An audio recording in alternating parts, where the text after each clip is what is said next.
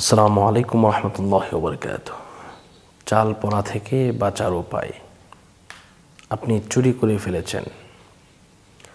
আপনি চুরি করার পরে আপনার মনের ভিতরে একটা অবস্থা সৃষ্টি হয়েছে যে আমি যে কাজটা করলাম এটা ভুল হয়েছে, এ জীবনে আর কোনো দিন এমন ভুল করব না। তো এমন প্রতিশ্রুতি কিন্তু অনেকেই গ্রহণ করেন। আবার অনেকেই মনে হয় যে চুরি করেছি তো কি হয়েছে। তো যখন চাল পোড়া নিয়ে আসে তখন কিন্তু মাথার মধ্যে একটা আগুন জ্বলে যায়, কারণ চাল পোড়া খেলে আপনি 100% ধরা পড়ে যাবেন।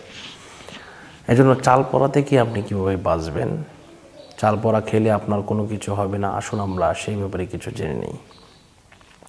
তো প্রথমত আপনাকে যে কাজটা করতে হবে, তওবা করতে হবে। তওবা করার পরে তদবির করতে হবে। আমি তওবার ব্যাপারটা আগে বলছি, তদবির ব্যাপারটা পরে বলছি।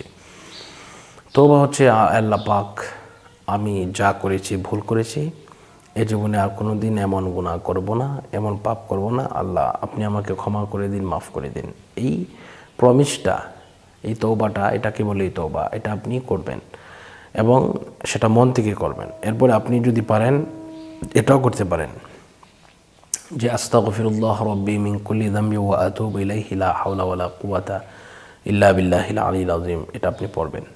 তো কেননা এটা পড়ার পরে ইনশাআল্লাহ তদবির করাবেন। তদবির করানোর জন্য ইনশাআল্লাহ আমার এই নাম্বারে যোগাযোগ করবেন, অথবা ইমো অথবা হোয়াটসঅ্যাপে নক দিবেন 016-430-63744। তো আপনারা বলতে পারেন যে হুজুর, তওবা করলে কি ক্ষমা হয়ে যাবে? এর দ্বারা কি চাল পোড়া থেকে বাঁচা যাবে? জি, 100%।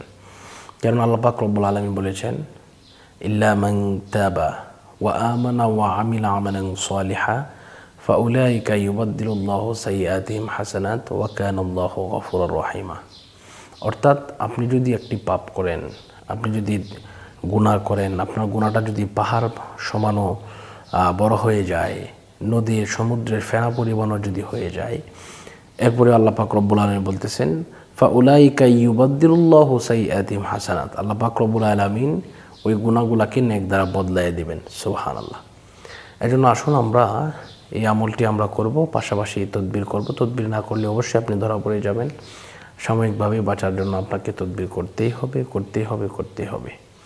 তো এই তদবিরগুলা করার পরে আপনি যদি চাল পোড়া খান, কোনো কিছু হবে কি না? না, অবশ্যই হবে না।